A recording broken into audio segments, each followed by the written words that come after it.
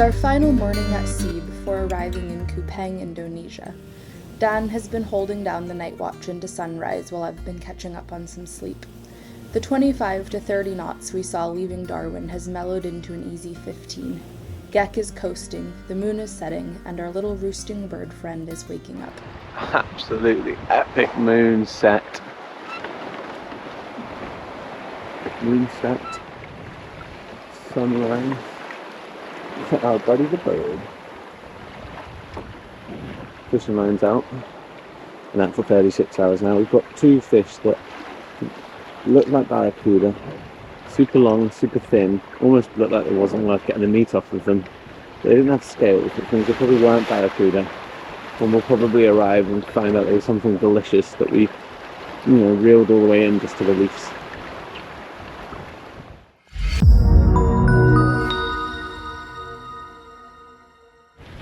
Good morning! It is our last morning at sea. Tomorrow morning we will be arriving in Indonesia. So tonight around sunset we're going to be getting to the pass between the one island and another island, I guess. And then it's about 30 miles up that cut to get around and into the harbor of Kupang. Probably no wind, which means motoring, which means very, very slow. Potentially, well, it also depends. There's probably current, but I don't know what it's gonna be. So if it's against us, it could be 30 hours of motoring. Nah, because it'll change at some point, I'm guessing.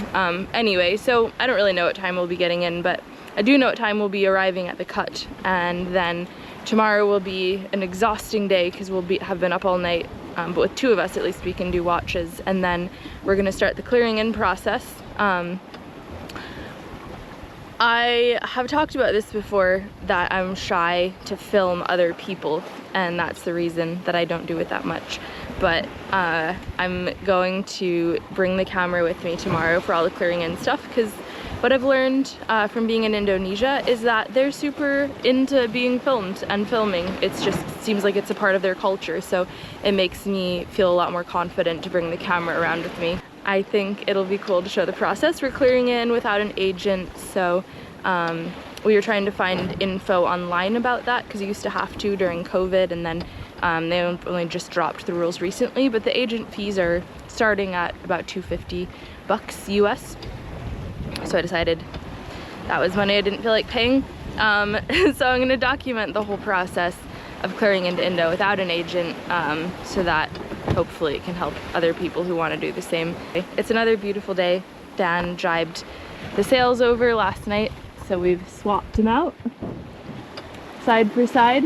Yeah, we just keep going a little too far to the left, a little too far to the right, a little too far to the left. But last night we were trending way too far to the left, so we switched it over. If you're sailing dead downwind, wing on wing, with the sails pulled out, at least with a boat like mine where I have these shrouds coming aft, and if you have the whisker pull, you're able to get the head sail way further forward than the main, so you can actually cheat the boat.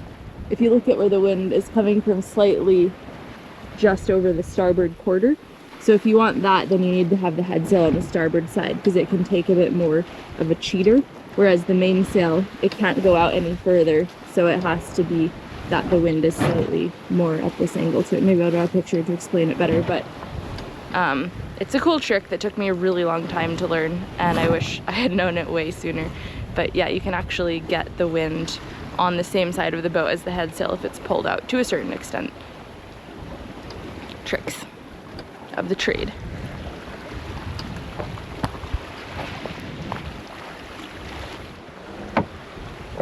Land ho! You can just see it. It's still 30 miles away, so it must be pretty big mountains. Just on the horizon there, and a ship is probably going to get busy and trafficy.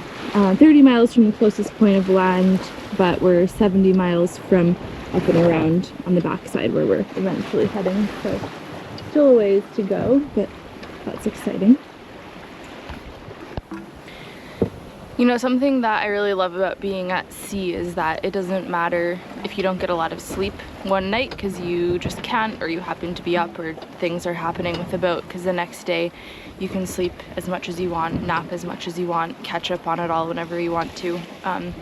But since we're getting in tomorrow, now we're both starting to think about sleep a lot more. And Dan didn't get a lot of sleep last night, so he's trying to take a day nap, which normally he wouldn't force it, it would just happen. But tomorrow is, you know, a huge day. We're clearing in and motoring through a pass and anchoring, and it's our first day in Indo, so 3 hours of sleep and then not much more the next night isn't gonna quite cut it. So I'm thinking about the whole sleep thing too, but normally I'm not fussed about it at sea. It's kind of nice, the days become these amorphous blobs and you don't have to think about that sort of thing.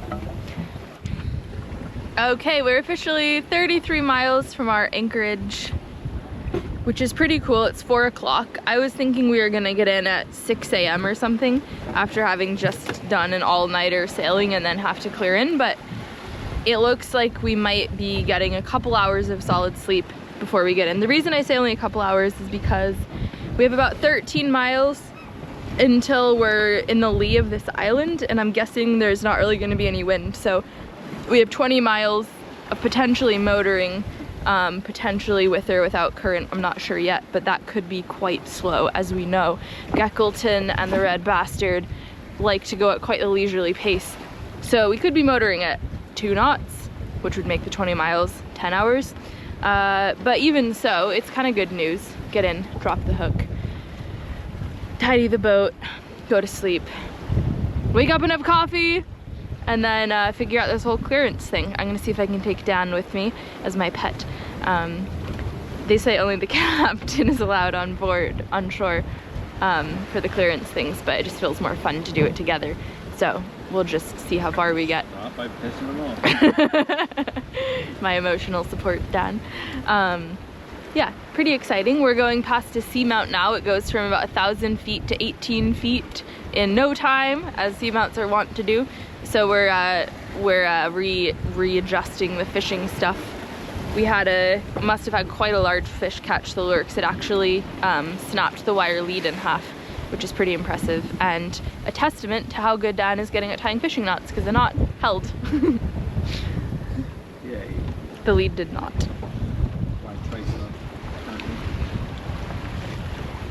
You could have shouted out Gabriel, I think. He has a good chance to. Oh yeah, these lures are all from Gabriel. This one's a blinky one. This is a new one from him. Well, the squid just got a bite. Yeah, the squid is what got the bite, but the wire lead broke. Here we have a nice dangly yellow fella. We're gonna put this new lead on it and see what happens, and then we're gonna have another one of his lures on the fishing pole. Thanks, Gabriel, for all the nice fishing stuff you sent us.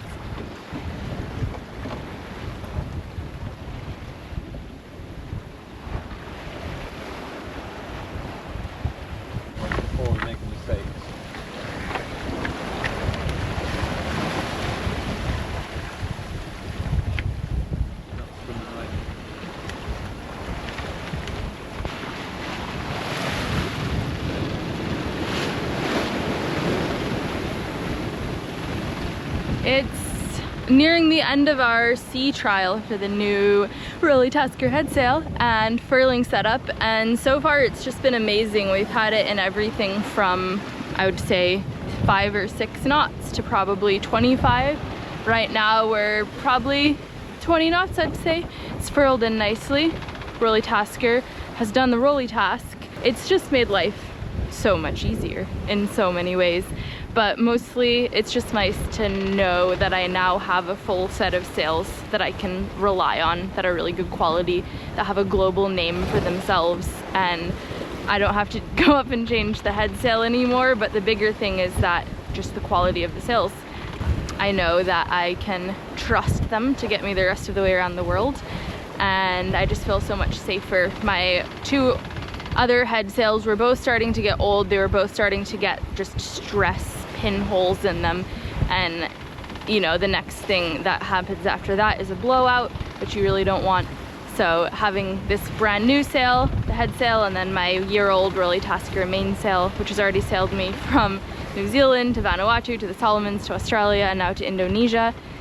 Its first sea trial of the main was New Zealand to Vanuatu, and the first sea trial of the head sail is Australia to Indonesia, which just speaks for how much I trust the quality of these sails. I don't feel like I need to do a little coastal day sail to test it out to make sure it's okay. I know that I can just go off and do it, do the real deal, just keep on cruising, which is the whole point of getting all this lovely gear for our lovely boats, is so that we can keep doing what we love, which is sailing.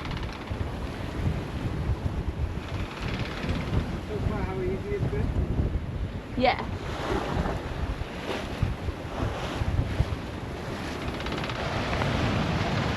We have something big chasing our lures in the water right now. I think sailfish, Dan thinks shark. It's probably about 4 feet long.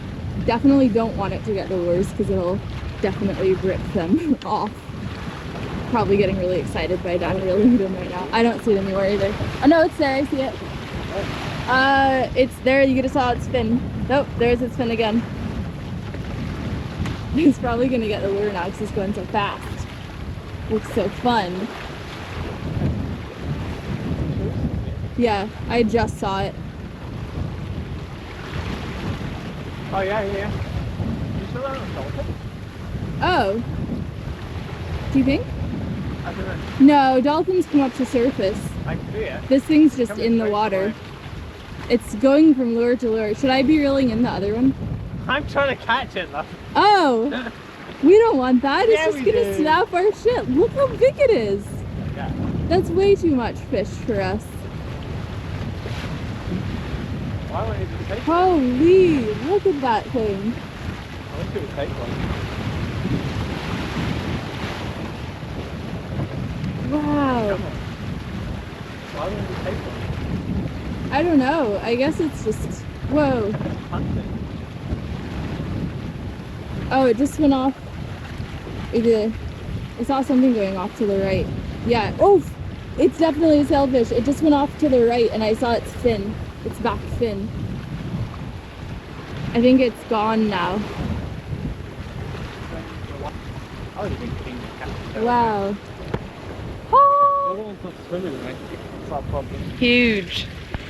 Well, I'm kind of relieved we didn't catch that fish because I think it was about 1/3 the size of gecko and no way could we eat all that meat. Although I feel like the customs people would be pretty happy to be given some meat tomorrow when we get it. Whoa! Big happenings. We're going super fast anyway, just steaming along towards this channel when everything should flatten out and hopefully the wind stays somewhat. It's pretty windy out here now, so even if we're going full sail at 3 knots, that's just such a nice speed for a 20-mile trip compared to 2 knots of motoring, 10 hours. I'm eating beets. Dan bought these at the grocery store. They're not canned, they are packaged. And they were in the fridge section, but they lasted in the package, sealed, 3 days, 4 days, and then we opened them yesterday, and they still are good. I can't get them out with one hand, but they're delicious. And you know what? I like them better than canned beets. Now that I'm in Indonesia, I'm probably never gonna find them again, but these are really good. The cool thing about eating beets is you can pretend you're a predator when you're eating raw meat,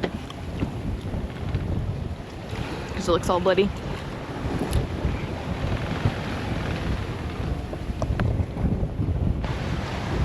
So these guys in the boats here have such incredibly low freeboard. I thought they were whales when I first started seeing them.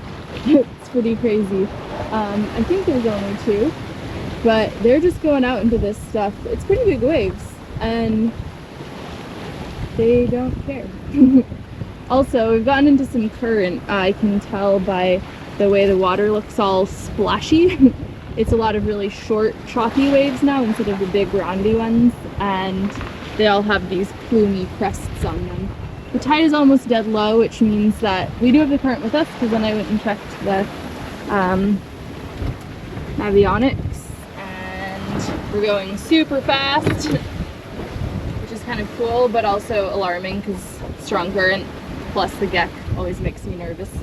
Halfway up, no dive fence, yeah? Yeah, just so it stops sloughing. We're in some crazy current right now. There's like tide rip chop stuff. Pretty wet in the cockpit. We just jived the head sail over. One of those moments, and it's really nice to have another person with me. 4 days of chilling. So that I could focus on steering. Yeah, things are pretty intense in here now. Super choppy. Pretty crazy. Hang on. Ah! Panic! This is crazy. There's a huge tide rip in here right now. It's pretty nuts. It must be tide going out against 20 knots of wind. We're still going at decent speed, 5-ish knots, but the current is just crazy. Really short, steep breaking waves. I'm not really sure what it's doing. The waves would lead me to believe that it's going against the wind, but That was a big one. we're going with the wind, so I don't really know. Yeah, we're almost at low tide though, so I don't know if this is almost slack, like if this is a pass we should have paid attention to, but I guess we'll get all our answers in the town tomorrow, so that when we leave we have a bit more information. But I imagine this is the worst part, and then once we're in it, it gets better. But yeah, just keeping an eye on the charts and hand steering, because it's getting pretty real. Keeping us awake Yep. from 4 days of just chilling. I'm glad to we this. didn't come in at night. So we jibed and reefed real quick, as opposed to having to change the sail. Super smooth, super chill. Some big waves coming through. So calming down a little bit now. Well, I watched them sailing straight into the pilot.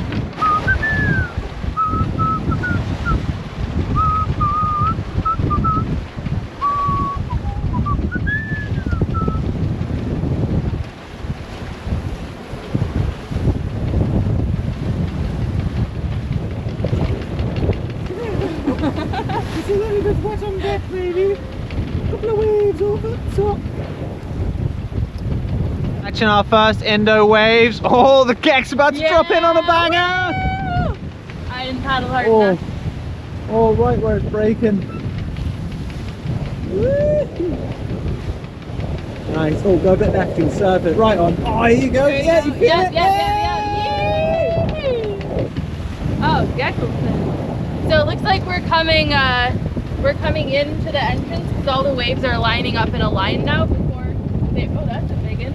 Yeah, get it. Yeah, let's do it. Before they were all super random, and now it looks like, I don't know, it probably gets shallower here, so they all just kind of stack up on the shoals. But to me that indicates that we're nearing the end of the nasties, the beginning of shallower water, and hopefully the end of the worst of this sort of thing anyway. Wasn't expecting this at all. Whoa, super cool boat. We potentially... What, a boat or a temple? It looks like a floating temple. We potentially just went through in the exact wrong place, I'm not sure. Wrong place, wrong time. Yeah, who knows? Doesn't matter, it's going fine. Wasn't not on my radar, and I can't imagine how different this experience would have been in the dark. How much research did you do on this pass? 0. We had a couple of people arrive before we'd even left. Did you ask them any questions for any beta? Yeah, I mean, I didn't think No. it wasn't really a pass. Did you read anything online or reach out to anyone at all about this? No. Are you surprised by the fact that there are things you did not know when you headed out knowing nothing? Yes. I thought I just inherently knew everything. Are there any lessons to take away from this? Definitely figure out the deal before we leave again. What are the odds you're actually going to figure out the deal before you leave again? I'd say pity. Oh, so no! We had to turn off the music to film. Dan's just keeping up the vibe. We are past all the snarly entrance waves and it's pretty flat. 15 miles to go. We still have good wind, which is a good sign. and actually a lot of wind. It's very gusty and the gusts are pretty big. But it's definitely just hand steering from here on out. Because of the gusts, the wind vane won't work, but it never really likes to work around land. But that's okay because it's flat and it's beautiful and it smells like sausages, and there's a weird factory, we can't figure out what it is. Maybe a sausage factory. You heard the thumping? Yeah, I heard that too. I'm wondering if it's the prop spinning. No, it sounds like music. Yeah, I know, but maybe it's still spinning. No, I think it's something coming from shore. Oh, got a read, it's 430 feet. Woohoo! Oh, that, yeah, I hear that now. Oh, Yeah. it's a dove. That sounds, is a dove.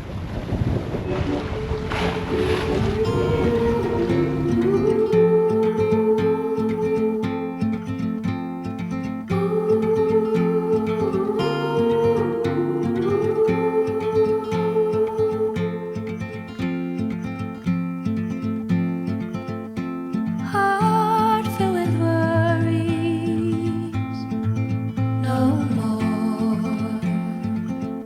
In a world full of sorrows, what for? You watch the world from the place beneath the willow, the willow. So many years, too many tears on your pillow, on your pillow.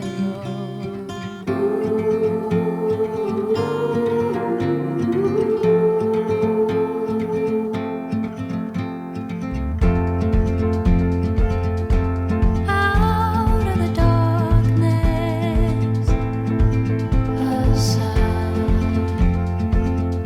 It all seems so harmless. A silver light. Don't you wait until the morning light, the morning light. Far away until you're out of sight, you're out of sight.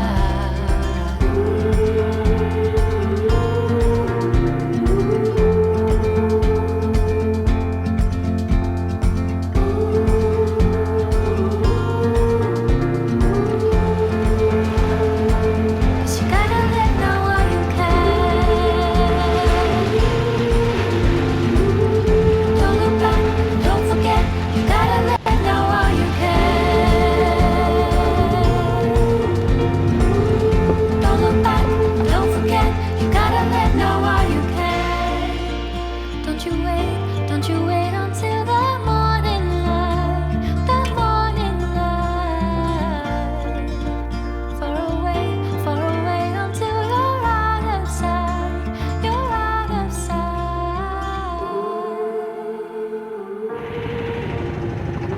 Halfway up the channel, we came upon some, what I can only assume to be pearl farms. So Dan went up on the bow with a spotlight to make sure we didn't run into them, because that looks like a tangled web of horror. The wind died about 20 minutes later and we took down the head sail. Actually, we didn't take it down, we rolled it up. And now we're just motor sailing with the main going about 2.5 to 3 knots. Somehow there's a northeasterly blowing, which is just kicking up the swell all along the shoreline, which is exactly where we're about to anchor. So I don't have high hopes for this anchorage. It's pretty, pretty unpleasant. There's a possibility that it's just sort of some rolling through the pass that we're still going through, but I think that's wishful thinking. I think it's just going to be a really exposed anchorage, which is unfortunate because it looked like it was going to be really protected. The wind's coming from the southeast and this looks very protected from the southeast, but yeah, not from the weird northeasterly that's kicking up. So I guess we are just gonna feel like we're at sea again. Maybe even put up the seabeds, who knows. Anyway, we're just motoring straight into this chop. The whole boat's kind of sawhorsing and it's pretty unpleasant and also just kind of unpleasant to know that this is where we're gonna be anchoring tonight. Oh, so slow. So very slow. slowly. Like a game of screens. Cool.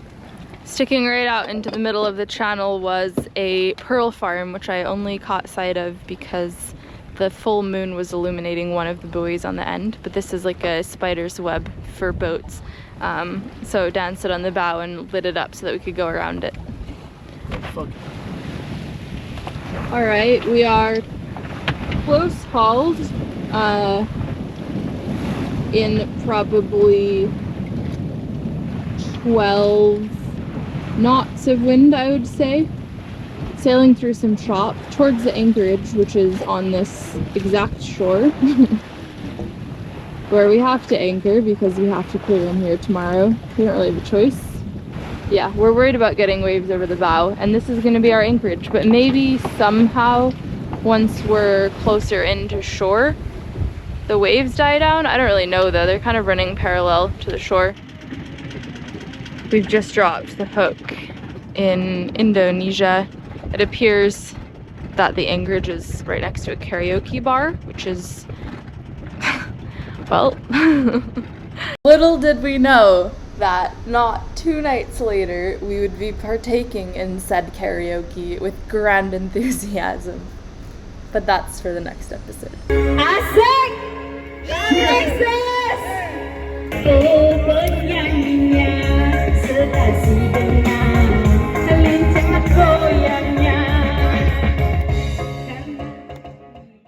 Thank you for watching this week's video. I put out new videos every 2 weeks on YouTube, and for my patrons, you guys get a snack on the weeks that I don't put out a full-length YouTube episode. Thank you so much to my patrons for supporting me and making this trip possible. If you'd like to become a patron, my Patreon is patreon.com/windhippie, and for one-time donations, I have a PayPal, paypal.me/windhippie, all in the links below. Thank you in advance. I also have merchandise, also in the link below. Lots of links, all below. 3 links, actually. That is all I have, 3 links. What else? Comments. They're great. I love them. Keep them coming. They make me happy. They keep me doing this. Ba-dum-bum-bum. Is that it? That might be it. Mental checklist. Boop, boop, boop, boop, boop, boop, boop. You guys are the best. I'm excited to share my Indonesia footage with you. That is all. Patrons, I'll see you next week. Everyone else, peace out for another 2 weeks.